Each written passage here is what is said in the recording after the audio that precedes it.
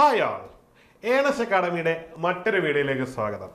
ഇന്ന് നമ്മൾ വന്നിരിക്കുന്നത് വളരെ അട്രാക്റ്റഡ് ആയിട്ടൊരു പോസ്റ്റിന്റെ വിശദാംശങ്ങളുമായിട്ടാണ്. അതായത് ഉടൻ തന്നെ PSCയിൽ നോട്ടിഫിക്കേഷൻ പ്രതീക്ഷിക്കാൻ സാധ്യതയുള്ള ഒരു തസ്തികയാണ്. മറ്റൊന്നുമല്ല, ലെക്ചറർ ഇൻ ഇലക്ട്രോണിക്സ് എഞ്ചിനീയറിംഗ്. അതായത് നമ്മുടെ സംസ്ഥാനത്തുള്ള ഗവൺമെന്റ് പോളിടെക്നിക് കോളേജിലേക്കുള്ള അധ്യാപകരുടെ അല്ലെങ്കിൽ ലെക്ചറിന്റെ വേക്കൻസികളിലേക്കാണ് ഉള്ള നിയമനമാണ് വരാൻ പോകുന്നത്. അതിന്റെ നിയമനങ്ങൾ വ്യത്യസ്ത ഡിപ്പാർട്ട്മെന്റുകളിലേക്കുള്ള നടന്നുകൊണ്ടിരിക്കുകയാണ്.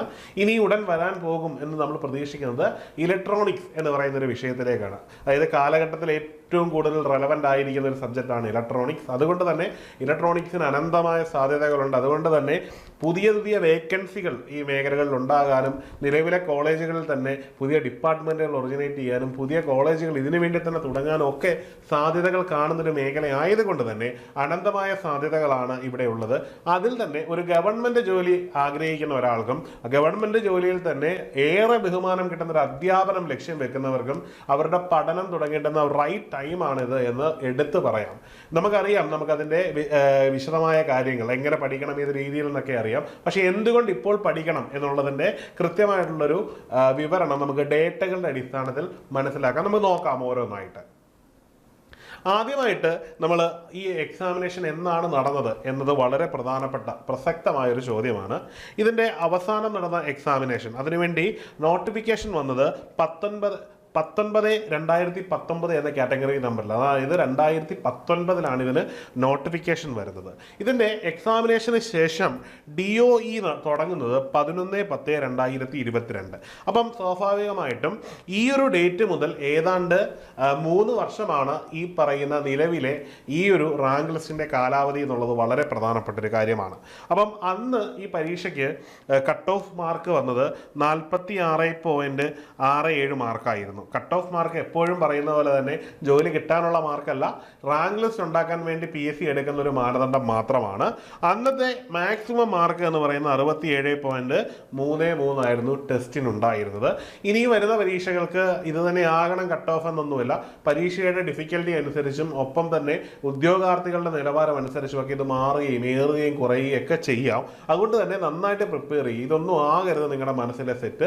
നമ്മുടെ മനസ്സിൽ 100 മാർക്ക് മനസ്സിൽ സെറ്റ് ചെയ്തുകൊണ്ട് തന്നെ നമ്മൾ എന്ത് ചെയ്യുക, നമ്മുടെ പഠനം മുമ്പോട്ട് കൊണ്ടുപോവുക.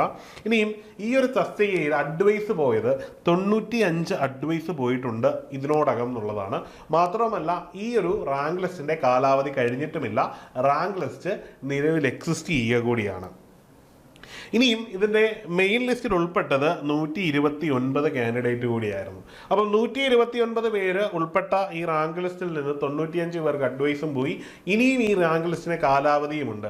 അപ്പോൾ നിങ്ങളോട് പഠിക്കാൻ പറയുന്നതിൽ ഏതെങ്കിലും തരത്തിലുള്ള ലോജിക് ഉണ്ടോ എന്ന് പലർക്കും തോന്നും. വളരെയധികം പ്രസക്തമായൊരു ചോദ്യവും ചിന്തയുമാണത്.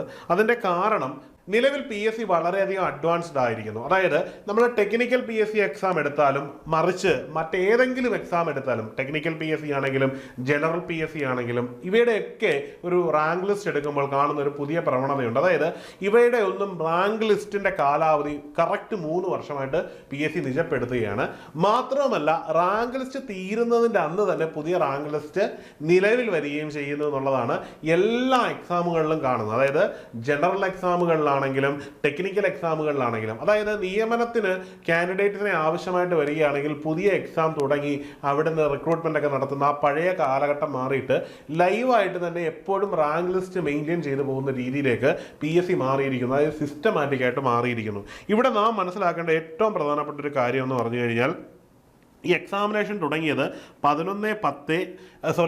എക്സാമിനേഷൻ തുടങ്ങിയ ശേഷം ഇതിൻ്റെ DOE വരുന്നത് 11/10/2022 11/10/2022 വന്നാൽ 3 വർഷമാണ് ഇതിൻ്റെ കാലാവധി.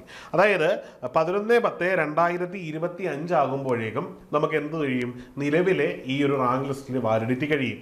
ആ വാലിഡിറ്റി തീരുന്നതിനൊപ്പം തന്നെ എന്തുകൂടി വേണം, പുതിയ റാങ്ക് ലിസ്റ്റ് നിലവിൽ വരിക കൂടി വേണം.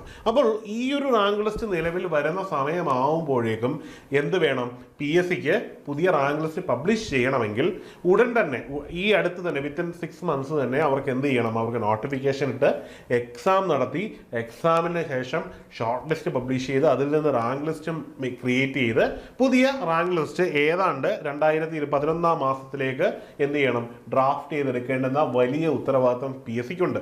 അതുകൊണ്ട് തന്നെ നമ്മൾ പഠിച്ചു തുടങ്ങുക എന്ന വലിയ റെസ്പോൺസിബിലിറ്റി ഇപ്പോൾ തന്നെ തുടങ്ങണം. കാരണം പരീക്ഷ വളരെ പെട്ടെന്ന് പോകും. മാത്രമല്ല സമയം എന്ന് പറയുന്നൊരു കാര്യം നമ്മൾ വിചാരിക്കുന്ന പോലെയല്ല. നമ്മൾ ചിന്തിച്ച് തീരുന്നതിന് മുമ്പ് PSCയുടെ നോട്ടിഫിക്കേഷനും എക്സാമും ഒക്കെ ഇങ്ങ് വന്നെത്തും. നോട്ടിഫിക്കേഷൻ വരാൻ ഇനിയും കുറച്ച് നാളുകളെ ഉണ്ടാവുകയുള്ളൂ. ഈ വന്ന നോട്ടിഫിക്കേഷൻ അറിഞ്ഞ് നമ്മൾ അപ്ലൈ ചെയ്ത് പഠിച്ചു തുടങ്ങുമ്പോഴേക്കും എക്സാം ഇങ്ങ് എത്തുകയും ചെയ്യും. ലാസ്റ്റിൽ എന്ത് പറ്റും? നമുക്ക് കൃത്യമായൊരു പ്ലാൻ ഇല്ലാതെ, സ്റ്റഡി പ്ലാൻ ഇല്ലാതെ നമ്മൾ മുമ്പോട്ട് പോയി ആകെ മൊത്തത്തിൽ കലുഷിതമായിട്ട് റാങ്ക് ലിസ്റ്റിൽ ഇടപെടാതെയോ അല്ലെങ്കിൽ പെട്ടാൽ പോലും പിന്നിലേക്കൊക്കെ ആയി പോകുന്ന ഒരു വലിയൊരു അവസ്ഥയുണ്ട്. ഇവിടെ ഞാൻ ഒന്നുകൂടി പറയുകയാണ്, എല്ലാവർക്കും ഈ പരീക്ഷ എഴുതാൻ പറ്റില്ല.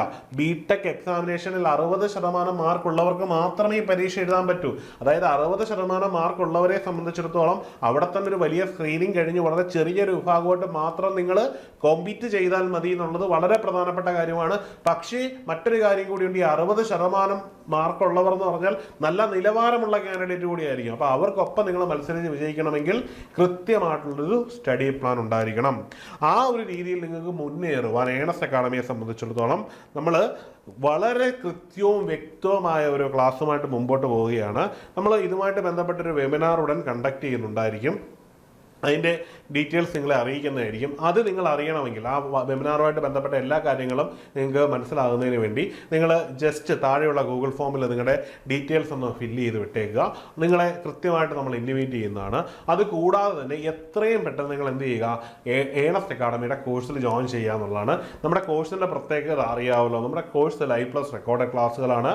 അതുപോലെ തന്നെ ലൈവ് ഡൗട്ട് ക്ലിയറിംഗ് സെഷൻസ് ഉണ്ട്. പിന്നീട് എക്സാം തീരുന്നവരെ പേഴ്സണലൈസ്ഡ് മെൻറ്റർഷിപ്പോടു കൂടിയാണ് നമ്മൾ ഈ കോഴ്സ് തരുന്നത്. അങ്ങനെ നിരവധി ഫീച്ചേഴ്സാണ് നമ്മൾ ഈ ഒരു കോഴ്സ് നൽകുന്നത്. അങ്ങനെ സിസ്റ്റമാറ്റിക്കായിട്ട് ഇപ്പോൾ തന്നെ പഠിച്ചു തുടങ്ങിയാൽ നോട്ടിഫിക്കേഷൻ വരുമ്പോൾ വളരെ കാമായിട്ട് നമുക്ക് പരീക്ഷയെ ഫേസ് ചെയ്യാം. അതായത് നോട്ടിഫിക്കേഷന് ശേഷം നിങ്ങൾക്ക് കൃത്യമായിട്ടിരുന്ന് റിവൈസ് ചെയ്ത് വർക്കൗട്ട് ചെയ്ത് പ്രീവിയസ് ഇയർ ക്വസ്റ്റ്യൻ പേപ്പറും വർക്കൗട്ട് ചെയ്ത് വളരെ സ്മൂത്തായിട്ട് എക്സാമിനെ ഫേസ് ചെയ്ത് റാങ്ക് ലിസ്റ്റിൽ ആദ്യത്തെ റാങ്ക് ലിസ്റ്റിൽ തന്നെ നേടിയെടുത്ത് മുമ്പോട്ട് പോകാവുന്നതാണ്. ഏണസ്റ്റ് അക്കാഡമിയെ സംബന്ധിച്ചിടത്തോളം ഈ പോളി ലെക്ചർ എക്സാമിനേഷനിൽ ആദ്യത്തെ റാങ്കുകൾ എന്ന് പറയുന്നത് ഒരു അത്ഭുതമേ അല്ല. അതുകൊണ്ട് തന്നെ ഇനി വരുന്ന എക്സാമുകളിലും നിങ്ങൾ ഓരോരുത്തരും 1ാമത്തെയും 2ാമത്തെയും 3ാമത്തെയൊക്കെ റാങ്ക് ഹോൾഡറായിട്ട് മാറുവാനുള്ള അവസരം നിങ്ങളുടെ മുമ്പിലുണ്ട്. അപ്പോൾ എല്ലാവരും ഈ അവസരം വിനിയോഗിക്കുക. അപ്പം ഈ ഒരു ഡീറ്റെയിൽസിൽ നിന്നുകൊണ്ട് നമുക്ക് ധൈര്യമായിട്ട് പറയാൻ പറ്റും, ഈ കാണുന്ന റാങ്ക് മേടിച്ചവരൊക്കെ, ഈ റാങ്ക് ഹോൾഡേഴ്സൊക്കെ ഞങ്ങളുടെ കോൺട്രിബ്യൂഷനാണ്. അപ്പം എല്ലാവരും എത്രയും പെട്ടെന്ന് കോഴ്സിന് ജോയിൻ ചെയ്യുക. മറ്റൊരു വീഡിയോയുമായി കാണാം. Good bye.